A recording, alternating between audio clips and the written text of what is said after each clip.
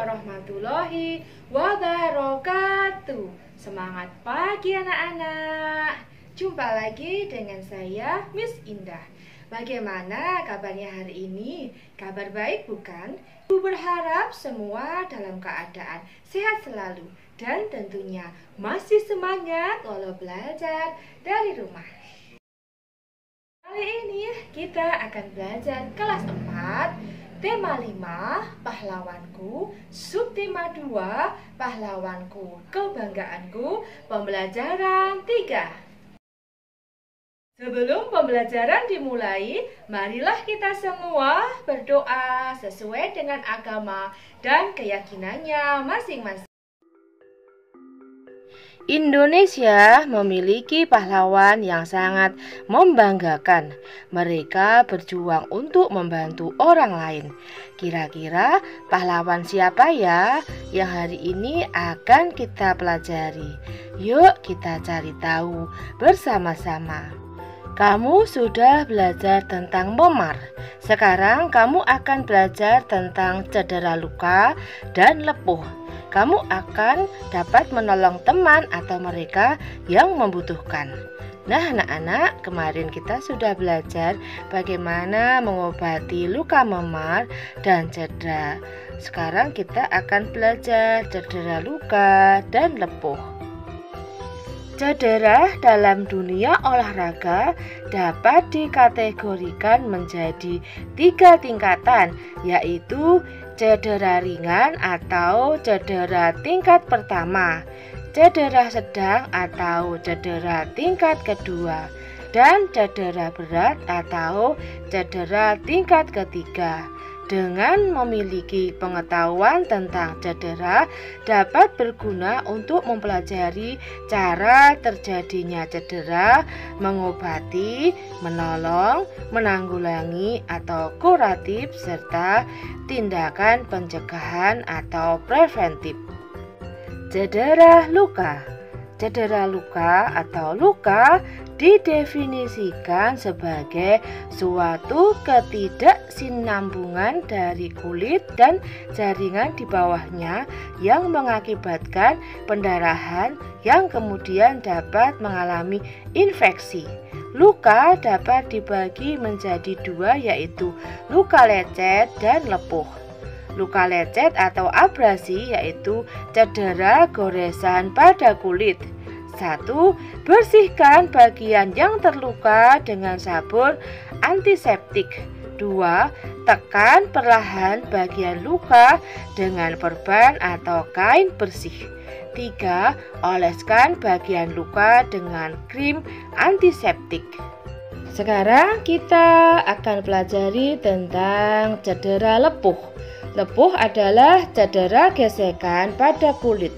Seluruh tubuh mempunyai kemungkinan besar untuk mengalami luka, karena setiap perenang akan melakukan kontak langsung pada saat latihan dan bisa juga luka karena peralatan yang dipakai. 1. Dinginkan bagian yang lepuh dengan air bersih. 2. Bersihkan dan keringkan bagian yang lepuh. 3. Balut longgar dengan perban. 4. Jangan mengompres luka bakar dengan es karena dapat merusak kulit dan memperburuk cedera. Selain membantu orang lain, kerjasama adalah hal baik yang harus kita lakukan dalam kehidupan sehari-hari. Kini saatnya kamu dan temanmu bekerja sama untuk membuat loop atau kaca pembesar.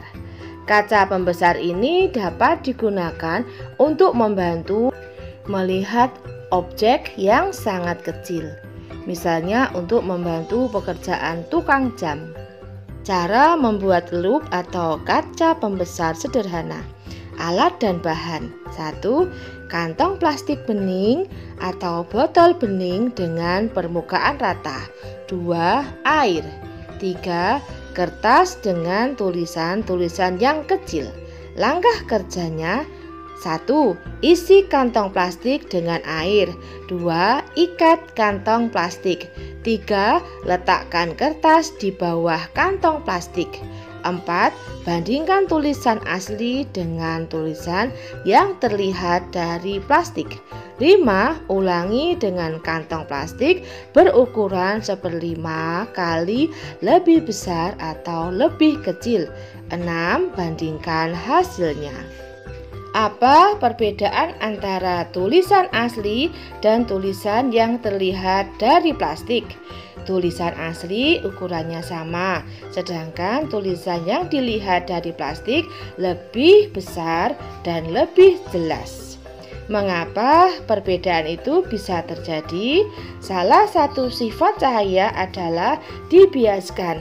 Apabila cahaya merambat dari zat yang kurang rapat atau udara ke zat yang lebih rapat atau air, cahaya akan dibiaskan mendekati garis normal. Apa kesimpulan yang dapat kamu temukan dari percobaan ini? Dari hasil percobaan membuktikan bahwa melihat benda kecil dengan menggunakan mikroskop atau lup membuktikan pembiasan cahaya. Kamu sudah belajar tentang Sultan Hasanuddin dan nilai-nilai kepahlawanannya. Kamu sekarang akan belajar nilai-nilai kepahlawanan Sultan Mataram, yaitu Sultan Agung. Sultan Agung memiliki peninggalan dalam bidang budaya, yaitu seni dan kalender Jawa. Peninggalan beliau itu mewarnai budaya masyarakat Jawa. Sekarang kita akan mempelajari tentang Sultan Agung, yaitu Sultan Besar. Sultan Agung adalah salah satu raja terkenal yang hidup pada masa Islam. Beliau adalah Raja Mataram. Sultan Agung memerintah antara tahun 1613 sampai dengan 1645. Di bawah kepemimpinannya, Mataram berkembang menjadi kerajaan terbesar di Jawa dan Nusantara pada saat itu. Selain dikenal gigih melawan Belanda, Sultan Agung juga diketahui sebagai budayawan. Sultan Agung memberi perhatian besar pada kebudayaan Mataram. Beliau memadukan kalender Hijriah yang dipakai di pesisir utara dengan kalender Saka yang masih dipakai di pedalaman. Sultan Agung juga dikenal sebagai penulis naskah sastra gending. Sultan Agung menetapkan bahasa Bagongan sebagai bahasa yang harus digunakan oleh bangsawan dan pejabat di lingkungan keraton untuk menghilangkan kesenjangan. Apa yang kamu ketahui tentang Sultan Agung? Sultan Agung adalah salah satu raja terkenal yang hidup di masa Islam. Ia adalah Raja Mataram. Sultan Agung memerintah pada tahun 1613 sampai 1645. Apa yang ingin kamu ketahui lebih lanjut tentang Sultan Agung? Sultan Agung Adi Prabu Hanyakrakusuma dilahirkan di Kota Gede, Kesultanan Mataram pada tahun 1593. Beliau meninggal di Karta atau Pleret, Bantul, Kesultanan Mataram pada tahun 1645. Beliau merupakan sultan ketiga Kesultanan Mataram yang memerintah pada tahun 1613 sampai 1645. Di bawah kepemimpinannya, Mataram berkembang menjadi kerajaan terbesar di Jawa dan Nusantara. Pada saat itu, atas jasa-jasanya sebagai pejuang dan budayawan, Sultan Agung telah ditetapkan menjadi pahlawan nasional Indonesia berdasarkan nomor 106 TK tahun 1975 pada tanggal 3 November 1975.